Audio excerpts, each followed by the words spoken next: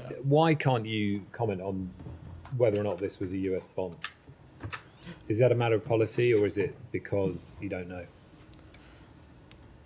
Tom, we just can't speak to individual weapons loadouts on Israeli aircraft. That's not something for us to speak to. It matters, though. You're a spokesman for the US government. If this was a US weapon, as has been widely reported, and all the publicly available images are suggesting, there's obviously a locus of interest for you and potential responsibility, given catastrophic deaths and the way that people were killed in this incident after an Israeli airstrike. So I'm just trying to understand why. Have you looked at the pictures? Do you have? Tom, it's important. Let's not conflate multiple things. I think my question is just more about whether you know the origin of this weapon and you can't and won't talk about it, or whether you don't know. If Nikki Haley's comments are made by a private citizen and therefore don't require any comment from you, why did this administration criticise people who spoke out in favour of those in Palestine demanding a ceasefire and were quite vocal? What's the difference? When did we do that? Well, do you want to talk about the number of times that they were described as anti-Semitic? Even any time there was a pro-Palestinian protest, it seemed to be that the administration was quite happy. you are conflating 6 different things, and your question is a little bit not on the level. And the United Nations said on Wednesday that the amount of humanitarian aid entering the enclave has dropped by 2/3 since Israel began its military operation in the southern Rafah region this month. What is the U.S. doing about this? Sorry, I didn't hear that. Entering the what? The amount of humanitarian aid entering Gaza. Got it. Right. Sorry, I didn't hear that. I just wanted to make sure. So, look, we have urged Israel to allow increased assistance into Gaza through as many points as possible, and to ensure the safe and secure distribution of aid throughout the region. We've also called for consistent access through Rafah and Kerem Shalom crossings to prevent harms to civilians reliant on aid, and we're continuing to work with partners in Israel and Egypt to do everything we can to ensure as many of those crossings as possible are as open and can serve as conduits for additional humanitarian aid. And then just one more on Gaza, if I may. Yeah. Stacey Gilbert, a State Department employee of more than 20 years, said she resigned after the administration released the NSM report this month, which she said was wrong. She said a draft of the report had said clearly that Israel was blocking humanitarian assistance, but that subject matter experts were removed and it was edited at a higher level before being published with the conclusion that Israel was not blocking assistance.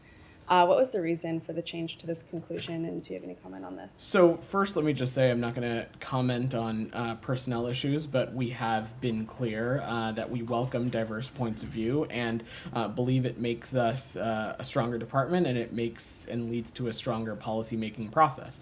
The Secretary and department leadership will continue to seek out a wide range of views because we think it improves our policy-making process. As I said, we continue to press the government of Israel to avoid harming civilians and urgently expand humanitarian access to and inside Gaza. And this includes the provision of life-saving assistance, allowing fuel entry, and ensuring the safe freedom of movement for humanitarian workers. What I can say on the National Security Memorandum 20 and the process, and we spoke a little bit to this about when the report was released, is that this was a joint State Department, Defense Department report. It reflected input from across the interagency, including the intelligence community, including our embassies and consulates in the relevant countries that are laid out in the NSM, as well as input from NGOs and nonprofits. Relevant State Department bureaus, including, of course, the Bureau of Near East Affairs, as well as the Bureau of Population, Refugees, and Migration provided input. And I will also just say is that we stand by the National Security Memorandum 20 report. We are not an administration or a department that twists the facts, and allegations that we have are unfounded. But this is, as any report and as any process that is undertaken in a policymaking process, these processes are deliberative and they involve inputs from people at a variety of seniority and expert levels. Thank you. I have a few other questions on other things, but okay, great. Shannon, go ahead. further on the assistance to Gaza, with the DoD's temporary pier out of commission, has the U.S. engaged with Israel to try to get some of that assistance that's presumably sitting in Cyprus to come in through the port of Ashdod and then land routes? We're looking at what other options might be available. So first, let me just say the pier part of the overall broader maritime corridor has proven to be crucial in delivering supplies, and we expect that the repair and the re-anchoring of this pier to happen as swiftly as possible. I know my colleagues at the Department of Defense are working around the clock, as is others across the interagency, to get that to happen. There is, of course, the warehouse in Cyprus. There is the port of Ashdod. There are the facilities on the beach side and other avenues like that. We think that those are viable options for the humanitarian aid commodities, and so we're continuing to consult with donor countries, the government of Israel, and other interlocutors on what might be feasible. But I don't have a new process to announce. Leon, is that you had your hand up? Yeah, I was just hesitant. You said the part of this pier has been crucial to distribute aid to Gaza, but in fact, since it started, it's been having a series of issues and problems. Leon, since it started, more than 100 metric tons of aid has been transported from the pier to a staging area where UN humanitarian groups distribute it to Palestinians. Of course, we want these repairs and the re-anchoring to happen as swiftly as possible, but it has been an important piece of our overall humanitarian aid efforts, and I know that across the interagency, we are working around the clock to rectify the challenges that were found due to some inclement weather. But we are doing everything we can to continue to open this process back up. We think it's been vital, but as I was mentioning to Shannon, there are some other components of this overall corridor, including the warehouse in Cyprus, Ashdod Port, other setups that we think are viable options for these commodities, and we'll continue to work on that process. Sure. Thank you. Go ahead. Vedant. But the United Nations has said that aid has dropped by 67%. That's a lot of aid. I mean, since the operation in Rafah began. Doesn't that tell you that these, I'm sorry to call it this way, but band-aid kind of solutions, like the pier and so on, they have no long-term effect. They're subject to all kinds of weather or, mishaps or whatever it is. And the only way are really the, land crossings. Isn't that the case now? Isn't that the proof? As I said when answering Leon's question, when the pier was anchored and functioning, it allowed the provision of 1,000 metric tons of humanitarian aid. Also, I was pretty clear up here, as has Matt, as has Secretary Blinken, when we were talking about the JLOTS process and it being established, that this administration is one in which we are pursuing an all-of-the-above approach when it comes to humanitarian aid. At no point since the onset of this conflict have we tried to make the case that a maritime corridor or a pier establishment of a pier system was meant to replace or supersede land route crossings, and that's why we continue to work around the clock to make sure that those land crossings are open as swiftly as possible as well. Right. I mean, you guys said time and again that it's not an alternative to land crossing. Correct. But that continues to be the case. Why not? Then why not bring to bear whatever abilities you have, whatever pressure you have on the Israelis to allow more aid to go through the crossings, the land crossings, or your Egyptian ally, or whatever. I mean, whatever land crossing there is available. We are or can be continuing to available. engage exactly in that kind of diplomacy to turn on and to open as many crossings as we can, and we'll continue to pursue that. And do you feel that we can see the reopening or the resumption of aid through these crossings anytime soon? Do you have a Said, it's important to note that aid is flowing among the crossings that exist. On May 29th, a total of 325 trucks crossed into Gaza. Certainly, I'm not indicating that that is enough or enough to alleviate the dire situation in Gaza, but aid is flowing, and we are continuing to work around the clock with partners in Egypt and Israel to do what we can to make sure other vital crossings are open and can open as swiftly as possible. Simultaneously, we're doing everything we can to repair and retrofit this pier and make sure that it can be re-anchored as swiftly as possible as well. And I'm sure my colleagues at the Department of Defense can speak to you a little bit more precisely about that process. Now, there is a CNN New York Times investigation that determined that the weapons used in Rafah were American weapons, the GPU-39, whatever. Do you have any comment on that? Because yesterday, I think the secretary said he was not sure yet whether it was American-made weapons and so on, something like that. So what is your position today? So I'm going to let the IDF speak to their investigation, including what pieces. I'm asking you about, is this a U.S. weapon as far as you know? Again, it is not for us to speak to. We can't speak to individual weapons loadouts to Israeli aircraft. So I will let the IDF speak to their investigation findings and indicate, including anything that they have to share about what weapons were used. I just don't have an assessment for you that. And lastly, does it bother you guys when former officials, high-profile officials, like the former U.S.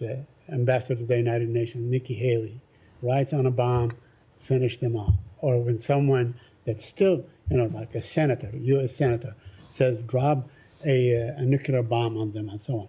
I mean, like in a final solution kind of a thing. Does that really bother you? Do you feel disgust? Do you feel that maybe you ought to issue a statement? If somebody said this about any other group of people and so on, I think you would probably be disgusted. You would say, this is terrible, this is awful. What is your position on what they say? Saeed, Ambassador Haley is a private citizen, and what we're focused on is the diplomacy and the task at hand. We're focused on doing everything we can to get this conflict to end, to secure a ceasefire that is coupled with the release of hostages, a ceasefire that can be coupled with an additional influx of humanitarian aid, one that ensures Palestinians in Gaza are protected, have their humanitarian needs met, a ceasefire that will help identify a vision for the post-conflict of Gaza, a Gaza that can no longer be a springboard of terrorism, and a Gaza where Palestinians and in a separate state, Israelis can live with equal measures of security and prosperity. That's what we're focused on. Can I just follow up on Saeed's point? Sure, and then I'm going to go to Abby because she's had her hand up patiently. Unless Abby wants to go, I'll let you. Why can't you comment on whether or not this was a US bomb? Is that a matter of policy, or is it because you don't know? Tom, we just can't speak to individual weapons loadouts on Israeli aircraft. That's not something for us to speak to. This was not a U.S. operation, and we are not. We don't have boots on the ground as it relates to this conflict. And I will let the IDF speak to their investigations and their findings. Yep. Broadly, of course, the United States has a broad and robust security relationship with the government of Israel. That is certainly no secret. But when it comes to speaking as it relates to individual operations, we're just not going to do that from the U.S. government. And I defer you to our partners in Israel to speak to that. I mean, it matters, though. You're a spokesman for the U.S. government. If this was a U.S. weapon, as has been widely reported, and all the publicly available images are suggesting, there's obviously a locus of interest for you and potential responsibility given catastrophic deaths and the way that people were killed in this incident after an Israeli airstrike. So I'm just trying to understand why. I mean, have you looked at the pictures? Do you have? Tom, it's important. Let's not conflate multiple things here. First, as it relates to the origin of the weapon that was used, its operations. That is true. That is our belief, regardless of whatever the weapon of origin is, and that is something that our Israeli partners can speak to in their own investigation. I think my question is just more about whether you know the origin of this weapon and you can't and won't talk about it, or whether you don't know. That's just not something I'm going to speak to. Certainly not from the State Department. What you're talking about, if you want to get very technical, is no, it's not what technical. the It's just specific every used in a weapons specific expert that's looked operation. at these images has established that it's an American weapon. So it just seems a slightly peculiar position not to be able to. I'm just not going to talk speak that. to specific weapons payloads. Okay, and just on the, specific I think there was a operations. bit of confusion perhaps on Monday about the location of the tents and the fire and where the bomb or the bombs were dropped. And certainly the aerial images that have emerged since then appear to show the structures that were attacked very close to quite a lot of tents. The Palestinian journalist that took the photos of the tail fin and the electronics board of the weapon says that a child told him he found the electronics board in his tent, which would suggest a close proximity of the tent to the strike. So have you got any further 3 days on now about proximity? We don't unfortunately have any additional information, Tom. That's something we're continuing to engage with our partners in Israel. We have been told by the Israelis that it is conducting an investigation. We want to see that happen thoroughly, swiftly, and transparently. As I said, looking into these kinds of things and making these kinds of assessments are critical to ensuring that the IDF avoids similar tragedies in the future. Abby. Thank you. The Secretary said yesterday that in light of the horrific consequences for their actions within Rafah, they have to consider whether the incremental gains made against Hamas are worth those unintended consequences. Does the administration believe that Israel is moving closer to that red line that they drew for reconsidering supplying U.S. weapons? So look, as it relates to a major military operation in Rafah, we have yet to see such a one transpire. There has been an uptick in military operations along the Philadelphia corridor on the outskirts, but we have not seen a major operation as it relates to Rafah. We're going to continue to monitor conditions on the ground and see what happens. But Abby, to take a step back, what the Secretary was referring to is something you've heard him say before, in that over the course of this conflict, it is imperative that our partners in Israel have a vision for what the day after this conflict is going to look like, and steps are taken to do whatever we can to help get the region out of this endless cycle of violence. That is in line with what the Secretary laid out in Tokyo last December, when we're talking about some of the key tenets of our vision for this region, a Gaza that can no longer be a springboard for terrorism against the Israeli people, a Gaza that is reunited under the Palestinian Authority with the West Bank, and we're looking for a real plan for progress for the Palestinian people, one that will bring the equal measures of dignity and justice for Israelis and Palestinians alike. To put it more candidly, a military operation here we have never felt is enough. We of course support and encourage every effort to defeat Hamas, but without some plans for some broader or greater diplomacy, we will continue to find ourselves in this endless cycle of violence. Can I follow up? I have one more. Sure. Oh, go ahead. No, go ahead. Better. Why don't I you just go had ahead? one more related question. Yeah. Can you confirm some of these reports that U.S. and Israel and Egypt will be meeting next week to discuss opening the Rafah crossing and securing the border between Egypt and Gaza? And what does the U.S. hope to see as far as who would be administering the Gaza side of the Well, Abby, I'm not going to speak to specific reports and diplomatic conversations. What I can say is that we are engaged in this work around the clock. We have been working tirelessly with our partners in Egypt and partners in Israel to do what we can to get the Rafah border crossing open. I'm not going to preview or hypothesize on logistically or technically what that can look like. We will let this process play out. Rabia. Thank you, Vedant. On the wording you use on Rafah, you say it's not a major operation. But I mean, 54 people have been killed in Gaza over the past 24 hours. Nearly 1 million people have already fled Rafah over the past 3 weeks as Israeli strikes continue. We have seen Israeli tanks in Rafah, although you deny. Are these acceptable for you? I mean, is there a line? Where is the line, the limit for you to say, okay, this is enough and this cannot continue anymore? I'm just not going to preview or try to pinpoint a hypothetical like that, Rabia. The truth of the facts on the ground is that we have yet to see a major military operation into Rafah. As I said, we have seen an uptick in military operations at the border, in the Philadelphia corridor, and in the outskirts, but we have not seen a major operation into Gaza. Into Rafah. I'm sorry. We will continue to monitor conditions, and we will continue to see what happens. What would be a major operation? I mean, what would... Again, we have been clear about what this isn't, which is not a major military operation. I'm not going to categorize it into one box or another. This is obviously a very dynamic and fluid situation. We're going to continue to consult with our partners in Israel and engage on these issues. Just a quick follow-up on yeah. Tom and Said's Yeah. question regarding the CNN analysis on U.S. weapons. I mean, this analysis was based on open source information, like footage. Why isn't the State Department able to make a similar assessment based on, instead of relying on the IDF investigation? We're just not going to speak to individual weapons loadouts on particular aircraft. That's not something we're going to get into from here, and I will leave it to the IDF to speak to anything that they want to share as it relates to their findings in an investigation that they have underway. Go ahead.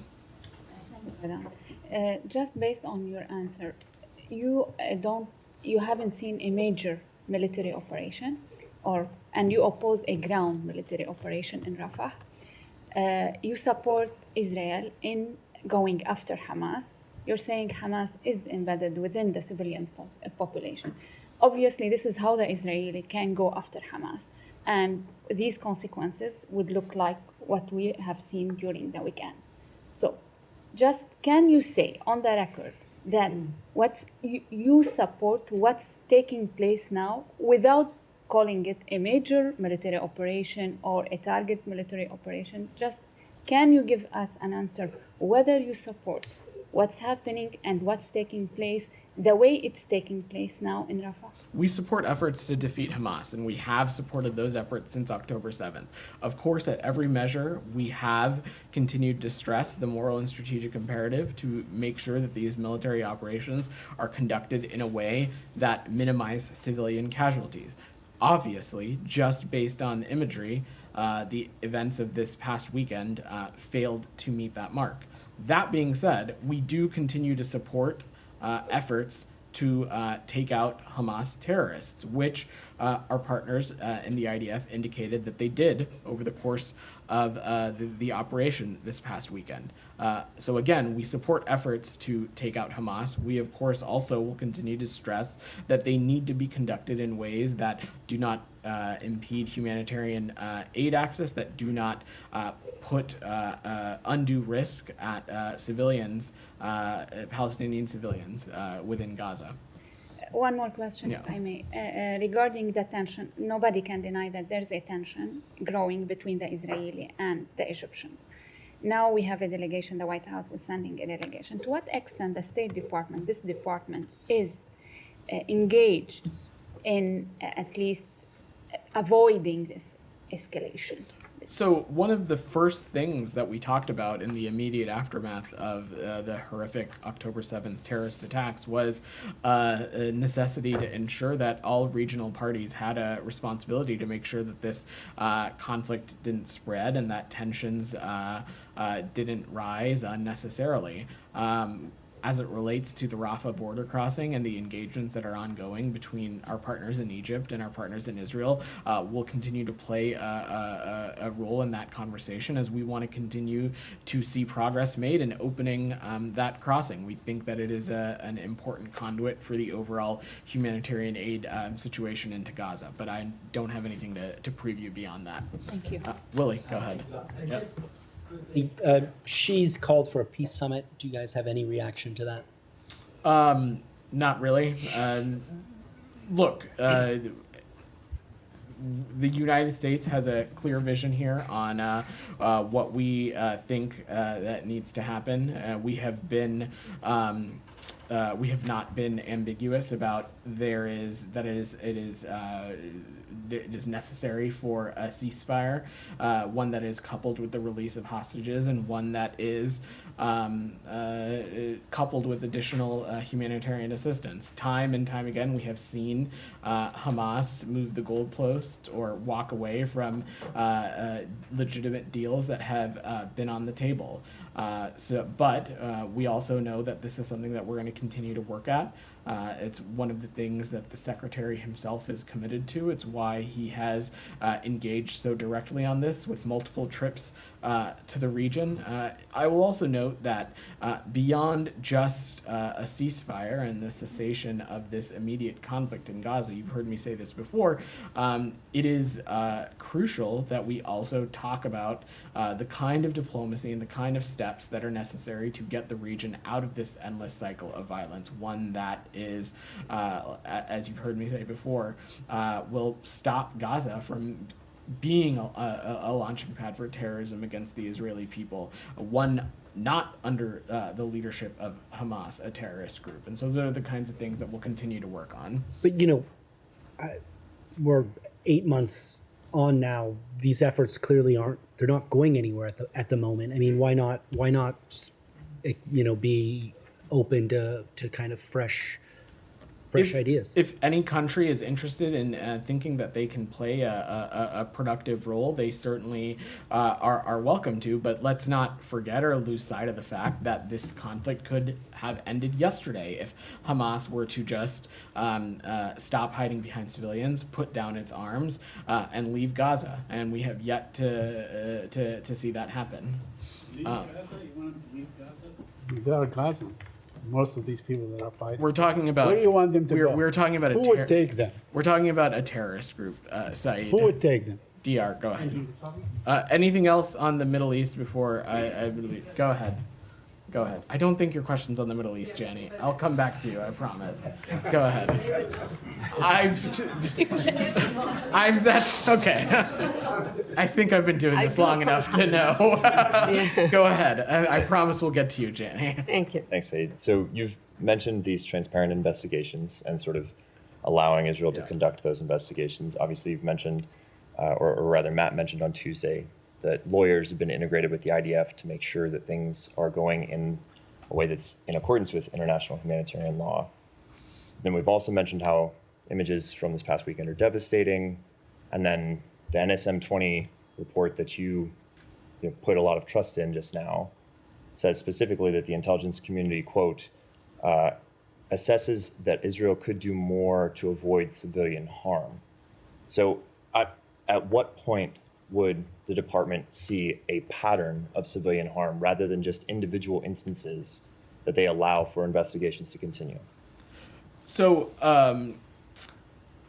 let's take a step back here. I think I dispute the premise of your question.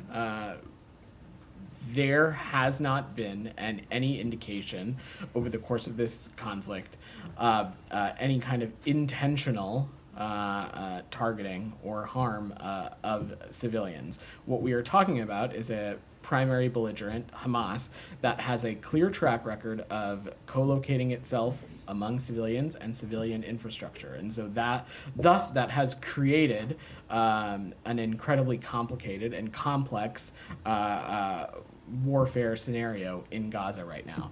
That does not, however, minimize the strategic and moral imperative that our partners in Israel have to ensure that when they conduct military operations, that risk and casualties to civilians are minimized as significantly as possible. And over the course of this past weekend, the images and the videos that we've seen have been incredibly heartbreaking. And we are trying to get as many answers as we can as to what transpired and how this incident unfolded and how this incident failed to meet even our Israeli partners' own stated goals of wanting to minimize civilian casualties as often as they can. Go ahead in the back. Thanks very much. Yeah. A couple of questions. First of all, you say that there are ongoing diplomatic moves to try and get more aid into Gaza. The US has been talking since November about getting more aid into Gaza. So is the fact that there isn't more aid getting into Gaza a failure of US diplomacy, or is it just empty rhetoric? Over the course of this conflict, it is because of U.S. engagement that we have continued to push the ball forward on humanitarian aid. No one has ever stood up here and tried to make the case that the humanitarian aid that we're seeing has been sufficient enough or a silver bullet to address the dire consequences that the Palestinian civilians are facing in Gaza right now. But it is because of American diplomacy and American engagement, specifically by this president and this Secretary of State, that we have continued to see progress on humanitarian aid. No one across this administration has ever made the case that it is enough. I'm not saying that today, but it is because of American engagement that we are seeing some small steps in the right direction, and we will continue to press our partners in Israel when we have seen things that do not meet the mark. As I was answering Saeed's question earlier, or it might have been Tom's, we saw more than 300 trucks enter Gaza on May 29th. I'm not at all saying that that is enough, but that is aid flowing into Gaza, and we are continuing to work around the clock to do what we can to make sure that this pier and the overall maritime corridor can be re-anchored to Gaza as swiftly as possible. Simultaneously, we continue to have warehouses in Cyprus and other components of the maritime corridor that can be used for humanitarian aid commodities, and we are looking into what might be feasible in those aspects as well. And if I can, follow up to Saeed's question, if Nikki Haley's comments are made by a private citizen and therefore don't require any comment from you, why did this administration criticize people who spoke out in favor of those in Palestine demanding a ceasefire and were quite vocal? What's the difference? When did we do that? Well, do you want to talk about the number of times that they were described as anti-Semitic? Even any time there was a pro-Palestinian protest, it seemed to be that the administration was quite happy. you are conflating 6 different things, and your question is a little bit not on the level. Let's talk about the facts here. Protests, whether they be on college campuses or elsewhere, they inherently are not anti-Semitic. There have been, of course, over the course of these protests, been imagery, there have been chants, there have been slogans, there have been signage that has been anti-Semitic.